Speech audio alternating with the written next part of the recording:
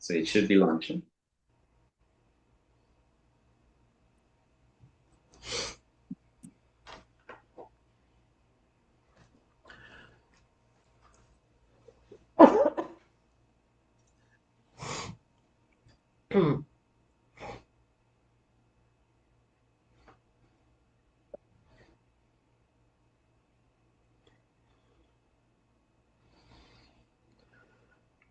All right. So hello and good day, everyone, and welcome back to another segment of Archdiocesan Conversations, Parenting in Uncertain Times. My name is Triston Gollop, a program coordinator at the Archdiocesan Family Life Commission, and I will be the moderator for today's conversation.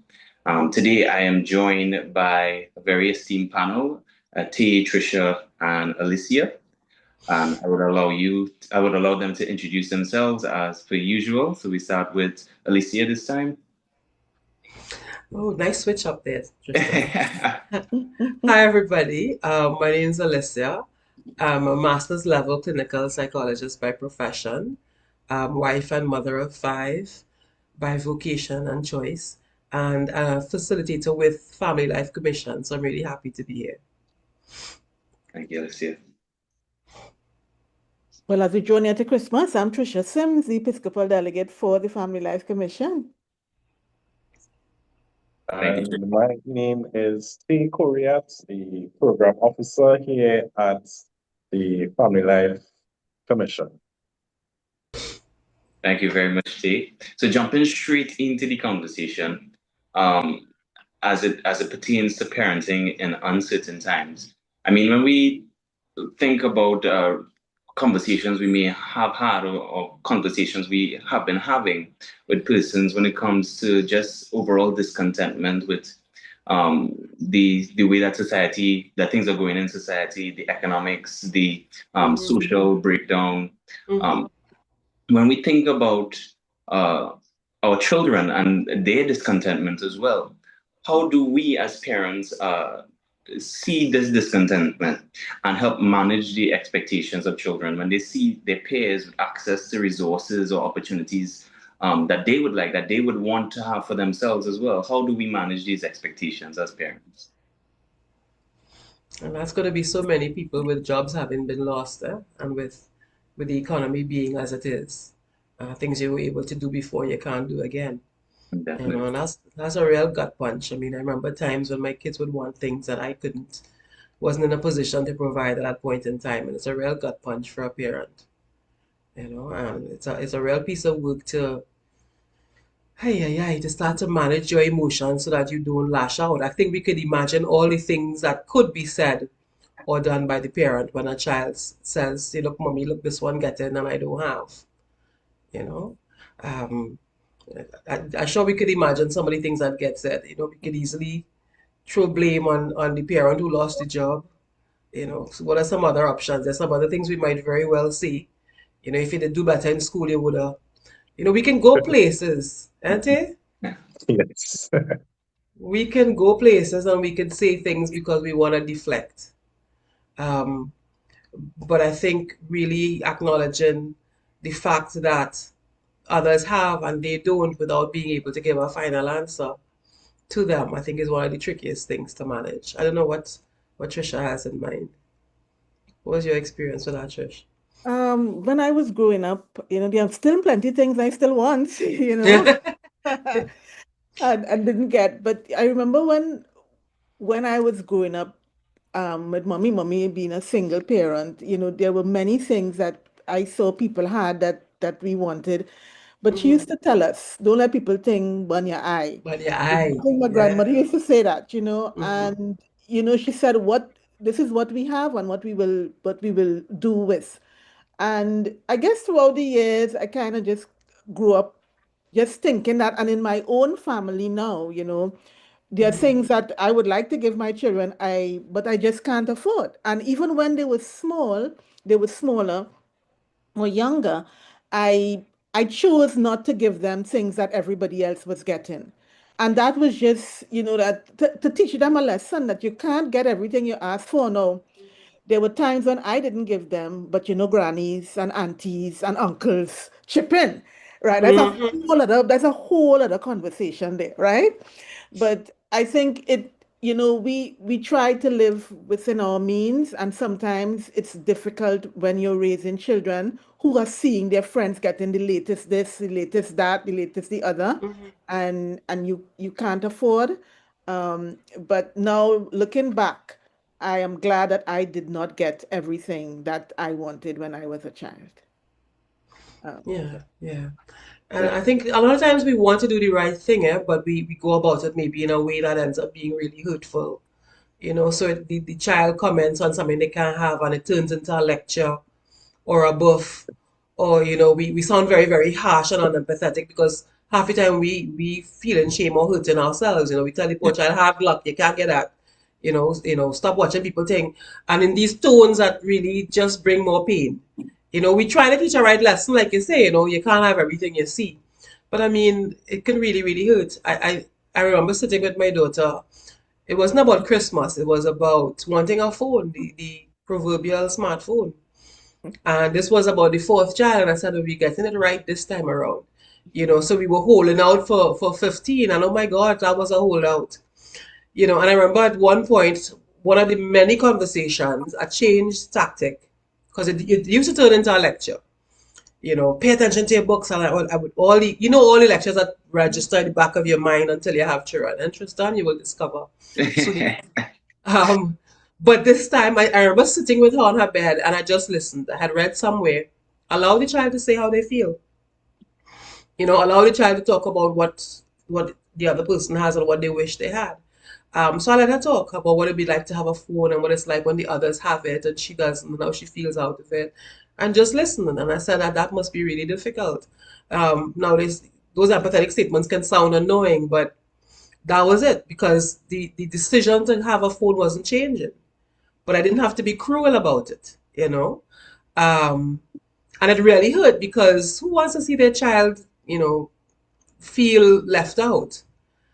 And I remember just listening to her and then saying, that must be really difficult. We even went into, again, here's the reason why we're holding out. And thanks for understanding or thanks for holding on. And they didn't have a solution. The thing didn't necessarily change, but you heard them. I had read that somewhere and I thought I would try it. And well, she held out. She survived. You know, we take different tactics. We take different approaches. Thank you, Alicia. Well, Tia, as an aspiring parent, how would you see I love it. managing the expectations of children when they see their peers having access to resources, opportunities that they don't have access to just yet? So I look back at when I was a child, growing up with a single mom and my grandmother. Um, I think my mom taught me from a very early age, you can't have everything that you want. Sometimes you may want something or you may work towards something and wouldn't achieve it. So I think from that age, I knew that, okay, not everything I would want, I would get. However, as a child, that's still not going to be the reality in the sense of you're going to, yes, you know that's the case, but you're still going to see your friends with something and be like, Mommy, I want that. Mhm. Um, so I think it's based, if I am to look at it from a being a potential parent, I think I would say that teaching your child the expectations of life and some of the realities, and allowing them to slowly understand it, um, helps a lot because, as I said, a child will hear you say something, but still wants Yeah, yeah, something else. yeah. Hmm. You know, I grew up with, I always wanted to have the latest transport bag. Always wanted a transport bag because transport was the style. Yeah. Um, and mommy used to tell me, so I had a transport that I got from an aunt in Form 1. That lasted me until I was in Form 5. No, sorry, Nice. Standard 1, and it lasted me until the end of Form 5. Wow, Nice. T. You know? But I didn't care that I had a transport. I wanted what was the latest transport. Right. Every year we would fuss and we would fight, but I think that has taught me to appreciate what you have, you know? But children would understand that from the jump, but I think No. eventually you would grow to understand and appreciate what was taught. So it's just to me, it's to teach your children in a way that they can understand, not immediately, because most of the time it might not happen immediately, but eventually they do and they appreciate it. Yeah. Most definitely, and thank you for the contributions. I mean, thinking from my experience, especially with regards to just kind of managing my expectations. I wanted everything when I was a child. I wanted the latest toys, I wanted the latest shoes, everything I wanted. And I got none of it. But it was just kind of I'm glad that my great grandmother, my grandmother, my mother was able to sit down and have that conversation with me, like, Tristan, it's not in the budget. And to me, that made me appreciate what I had a lot more. And from that appreciation, I started working when I was 16. As soon as I was able to work, I was like, I am going to work because this is what I want. I'm going to work for it.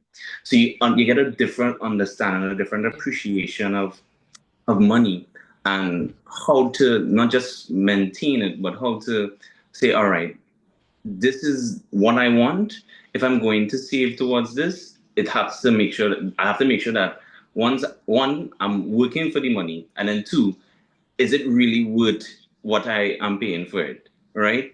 So it's just like I remember one year, this it had like the red Vans. I'm not sure if Taye would know the red Vans. Everybody had a red Vans, so that was like the style of the summer. Trisha, Everybody we, wearing Trisha, a we don't red know. Vans. We don't know. And I'm like, I want a red Vans. I want to go to the parties. I want to wear red Vans too. So I remember saving up my money, and we go to the my mom takes me to the mall, and I go into the store, and the guy tells me $600. And I like, 600. I work real hard for this money. I'm not paying that money for no shoes. And I walk out and I was like, I'll buy a $100 shoe and I'll go to my party. That happens. You're Yes. right. So for Yes. me, I'm glad that I was able to have that conversations with my family, with my family, because it made me appreciate the value of things that I had. Um, and then I Yeah. guess even with regards to um, some children, when we think of this desire, I guess my question would be, where do you think it stems from? Do you think it stems from a sense of envy, jealousy, curiosity, or even just a fear of missing out? I know for me, with that red Vans, it was a fear of missing out. I wanted to be in the in group, that was the style. And then it came to a point where I realized it's okay to miss out sometimes. So that's my question to the panel. Is Yeah. it what do you think uh, causes these feelings to arise? Well, the children, we were children, we want, you see the beautiful things. And I think for me, the real work for parenting is really being the adult. And being the adult for me means managing myself as the adult, managing my emotions. I can't be letting my children trigger me. you know I feeling shame because they want something and I can't get it for them, and I getting angry because they making me feel bad, because and responding to them out of my anger. I have to manage myself. That's what being an adult has to mean. um so recognizing that my children are gonna have desires and wishes and needs and hurts, and me finding the headspace and the heart space to listen to them. Why it is you like that red band so much? Who has it in school? Let them talk about it. See what you like about the red vans. Next thing you discover, you only like because everybody else have it, you really like it. Or you like it because it fit nice. Whatever it is, but let the child talk. And me having to sit there and acknowledge something to the effect of, and I've literally said it once, if I could get you anything in the world, I would get it for you. I really wish I could get that for you. I appreciate how much you like it. That might be where the conversation ends, as crazy as that sounds, but I've acknowledged that, okay, you really have an interest in this, you have a desire for it. I've asked you in your own way to acknowledge that that's not something that can happen right now. Maybe I'll support you in getting it, Tristan. And so many children, when they get that kind of space to breathe, turn around and say, okay, well, I'll save my money. Mhm. And an exact thing For sure. happens. They save the money, they go for it, and then they realize, nah, boy, not my money. Yeah, no You worth it. know, you understand? So it happens. So if I can safeguard my child's emotions so that I'm not shaming them, I'm not blaming them, I'm not throwing blame on the other parent who may have lost their job or the father who didn't send the money. I'm not making it toxic. I could hold space for this child to feel a how. I could hold space inside myself to really not beat up on myself that I can't get what I want from a child. And we could kind of let that breathe. We may find a way forward. The child sees mommy would get it if she could, you know. But that to me is what being a parent. That is a real piece of adulthood to kind of manage myself like that. That's not easy, you know. Miss Trisha, what do you think? Well, one of the things that we keep talking about is that sitting down to talk with the child, and I think in my experience when we were growing up, um, sometimes mommy would talk to us, and sometimes she wouldn't say anything, and I think what I wanted to hear was why I can't get it. Well, that's what I thought I wanted to hear, but what I really wanted was conversation with her. I wanted to talk with her Yeah, yeah. um, um, about it. Many times it didn't come, and sometimes it came, right? Sometimes she would say, we can't afford it, and so on. And as little children, sometimes you're not sure. I remember with my own children, the talk thing, we can't afford it now, Mm-hmm. or you're unable to get it now, but maybe sometime later on, or maybe we Mm-hmm. could pool and get it or something like that. So I think the whole thing about having conversations with our children that are age appropriate, Yes.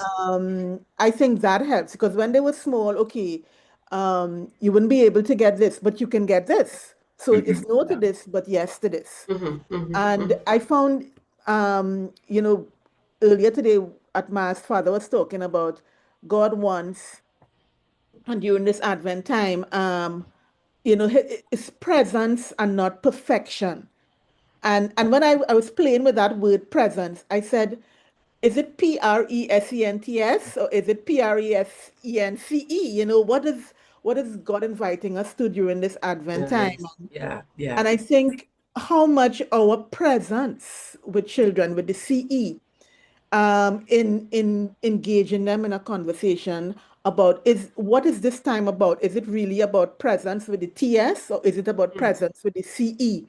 And talking about Mm-hmm. presence that we can or cannot get, is taking it a little deeper to lead children to the real meaning of Christmas. And I think that for me is what I've tried to do throughout different stages using different language, with our own children. Even to now, they are young Mm-hmm. adults, and I say, we could. Well, now you have your own money. You get an No, they ain't allowance. buying it. You get an allowance.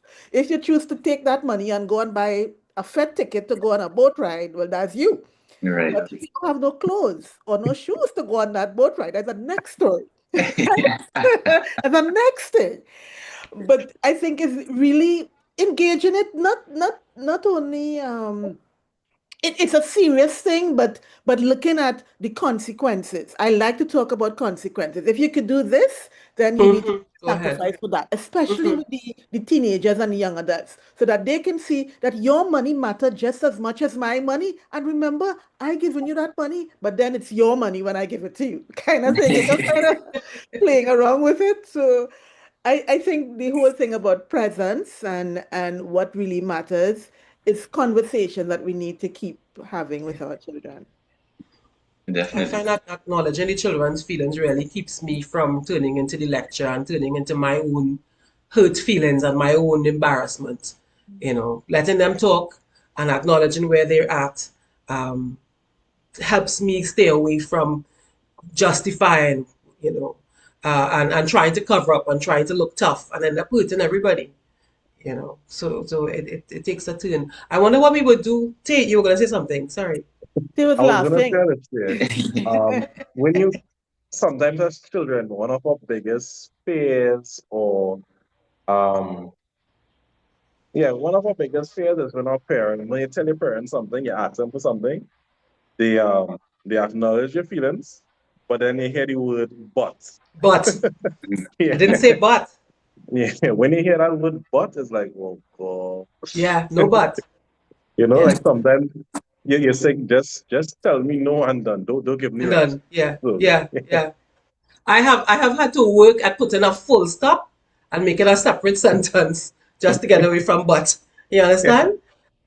So I appreciate how much you like this. I could see how much you like that. I wish I could get that for you. It can't happen right now. So it's a conscious full stop to get away yeah. from. Yeah, no, the butter just killed the whole thing.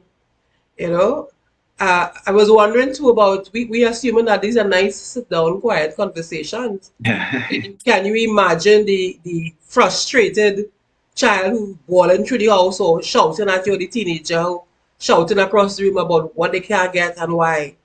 How do we deal with that? Or in You the middle know? of the grocery store, you ask for something, your mom tell you Mhm. no, and it's ketchup fits, and you start to throw a And they tantrum in the middle started, of the grocery. yeah, you understand? Ooh, I could sit there and imagine blood pressure going up and I started to Yeah, twitch. You understand? I Um, think. Oh, yeah. sorry. Go ahead. Go ahead. No, no, no. I want to Yeah, hear what no, you have I to was say. about to say that's a really good segue into another question, was like, how do you keep calm when you have children, your children questioning your own money and making you feel guilty, and how do you manage those emotions that come when you just want to be like, excuse me, who are you talking to? This is my money. I Trisha, breathe. Still, we had to breathe, right? We haven't come up with anything else, right? Stay arm's length and distance away from the child, you know, because the reflexes could get kind of strong. I think for me, it is key to being the adult means I'm tuning into parenting my child and teaching my child at all costs. So I'm going to be addressing the behavior. If you're shouting at me, if you're, you know, being disrespectful, especially in a public space, we addressing the behavior. Somewhere when we've addressed the behavior, I will acknowledge, okay, I get that you're upset. That's not the way to deal with it. You know, I get that you're upset. But that's not appropriate. You don't get to shout at me. We'll talk about this when everybody's calm. For me, being the adult means I have to take my breath to keep from just reacting and tune into what's treating the behavior separate to the child. I get that you're angry. I get that you're frustrated. Whatever it is, I realize everybody has this and you can't get it. Maybe you got it last year and this year we don't have the money. I get all of that.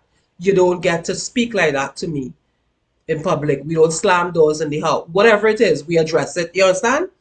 Separately. Rather than if I'm reacting, besides getting probably physical, I'm going to end up in wounding that child and destroying Mercy Christmas and every other family holiday after that by the things I say, because we can be really nasty, Yes. right? Yes. And so for me, being an adult really, really means holding that tension. I get where you're coming from, but you don't get to do it like that because I have to correct the behavior. Definitely. Well, I think before we go in the store, Right. before we go to the store, we have to talk about you're going to see a lot of nice things in the store. Yes. Yes. You will see things that you like and that you may even want, and that you may be, you want to ask me for that. Mm-hmm. When we go in that store, whichever store, the toy store, in whichever mall or whatever, Mm-hmm. Mm-hmm. um, I'm going to pick up this. We can only buy this. Now, you may get upset in the store, eh? And you may want to run and cry and bawl and whatever else. Mm-hmm. Just hold on to my hand. I want you to hold on to my hand. I will And, get you. yes, Mm-hmm. but right now we can't afford it.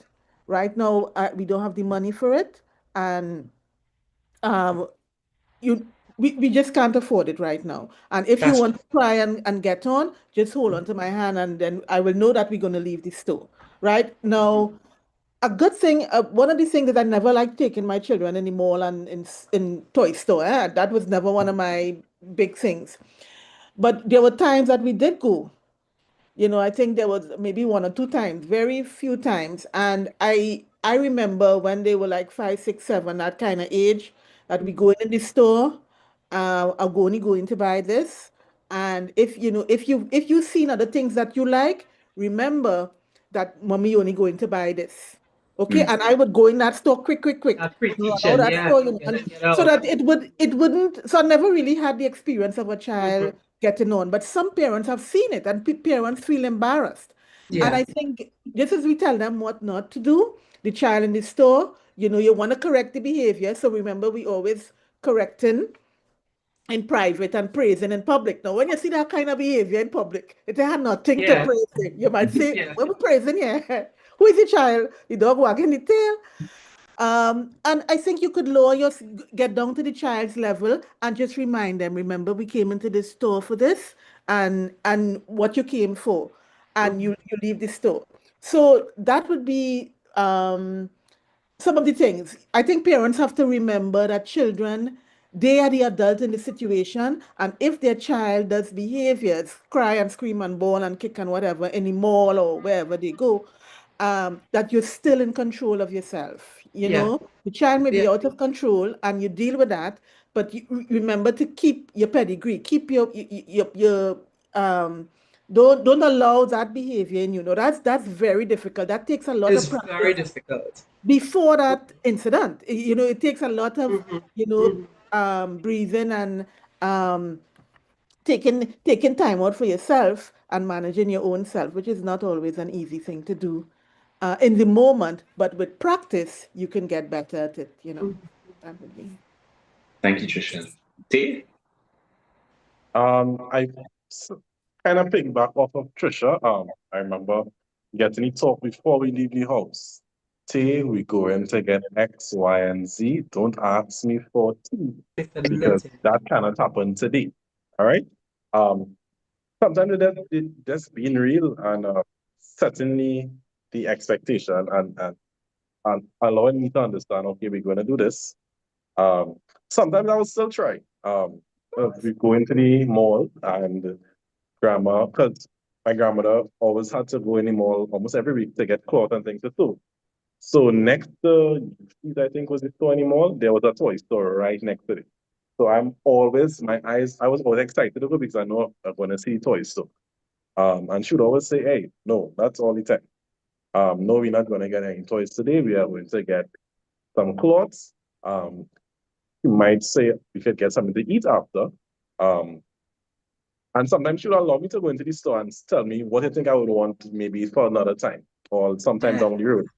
And she'll Yeah. always encourage me to work towards it. So after a while, what she started to do was I would have based every week we had spelling tests and different types of tests. Once I do good in tests, there's a chance that I could probably get rewarded with something, whether it be a toy, a treat, something. So it always taught me to work hard for what I wanted. Um, and also and still teaching me that I can't always get everything. Definitely. Um, so I was able to understand that from young, but and thankfully, your grandmothers is always be the ones to spoil it.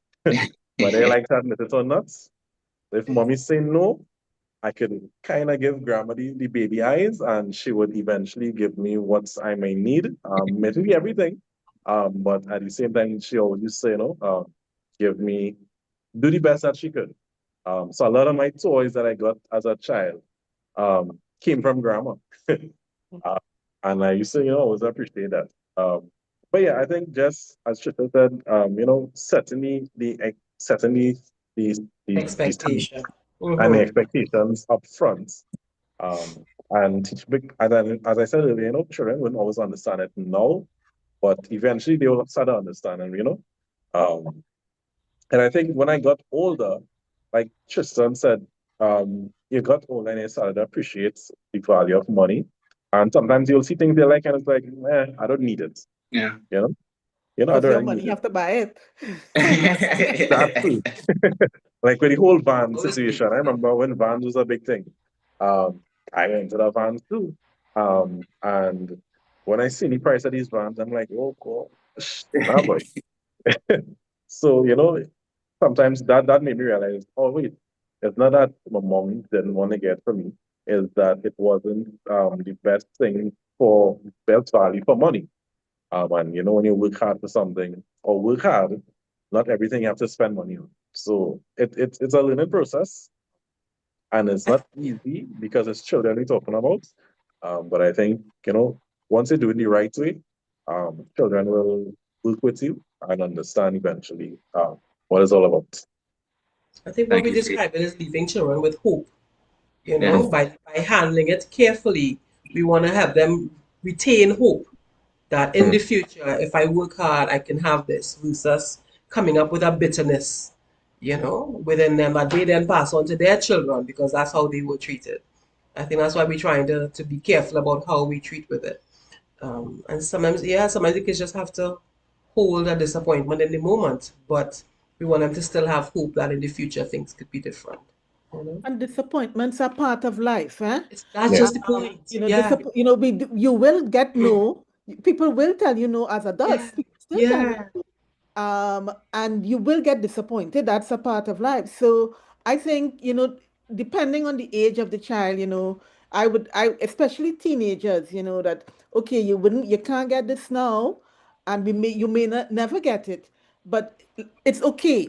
It's okay. If you want it, you can work towards it. hmm hmm um, and helping, because I think a lot of children don't know what it is. Well, a lot of parents, my mother didn't have certain things and she wanted to give it to us because she didn't have it. And I think that's normal and natural, and that might be a good thing. But sometimes we overextend ourselves for our children, because we don't want them to be disappointed, or we don't want them to whatever, it might be. But I think we have to remember that disappointments are part of life. And how do we deal with it? You may feel upset, you may feel disappointed, you may feel angry, and that's okay. That if you feel that way, what do yeah, you do next? yeah, What do you do next? yeah, I think that might be something. So we don't want to set children up to failure by telling them yeah. you're getting everything you want, or Amen. not, don't be disappointed. But it's what do we do with our disappointments, which is not always an easy thing to deal with. Thank you, Tricia. And just watching the time, I want to ask one more question before we wrap up. Um, so we spoke a lot about having conversations and just having open and honest conversations with our children. But what about those parents that may not be brave enough to have those conversations with their children? What advice would we give to those parents so that they could feel comfortable opening up to their children and saying, hey, this is the reality of our situation, our circumstance, and we really can't afford that right now? It's why am I always jumping into talk, Lord? Um, it's the power of a certain amount of self-honesty, and it takes a certain amount of vulnerability, I think. You know, we may not have been used to having those conversations, but let's try to really be aware of not making the situation worse by lashing out. I'm trying to imagine the pain in some households where you used to be able to, and maybe now you can't, or you have to guard more closely, or whatever it is. And you're not in the habit of talking with your children. Maybe it was always, lecture and buff and just giving instructions. And now you're trying to change tone at a time like this. And that's not easy to do, you know. Um, Managing to keep a level tone of voice where I'm not looking to put you down, I'm not looking to have you feel bad because, but this is just the fact right now. Is finding that level tone of voice to be able to say we're gonna have to do things differently this Christmas, or maybe everybody's only gonna be able to get one thing this Christmas. That's why I say, well, things have changed, and we're trying to do the best we can. And to preserve a sense of hope, preserve the safety of the home to the extent that you can. We have to really, really manage ourselves to not just lash out at our children in our own pain, because it's very easy to do with so much stress and tension for some of us. Find other adults to talk to, breeze off before you deal with the issue, and recognize that sometimes children have to deal with disappointment, and it's a matter of how you handle it. We don't have to run out and get everything they want if you can't. You know, it's not an easy space to be in. Thank you, Alicia. Thanks. I'm happy Alicia said it's not an easy space. Mm-hmm. I think when I was growing up, things were very, very hard with us. Mommy didn't have, she was a single parent. My father had left, and things were very hard. I think what I valued most then was just knowing that mommy was present, that she was there. That same presence. Yeah. And she was available. She was there, and she was doing things with us. So she used to she still loves to cook and all these things. Whatever we had is what she cooked. So some Christmases we didn't. I remember they came and cut our lights Christmas Eve day. Wow. When we were children, and that was, I remember it, but at the time it was like the biggest thing. But now I think it brought us together. So hardships have a way that Yes. it brings you into each other's presence that you don't even know what it would do. But I remember us coming together because they cut our lights Christmas Eve. I think the neighbor gave us some electricity or whatever, but it brought us together that in ways that we didn't get together before. And that has remained one of my most memorable Christmases.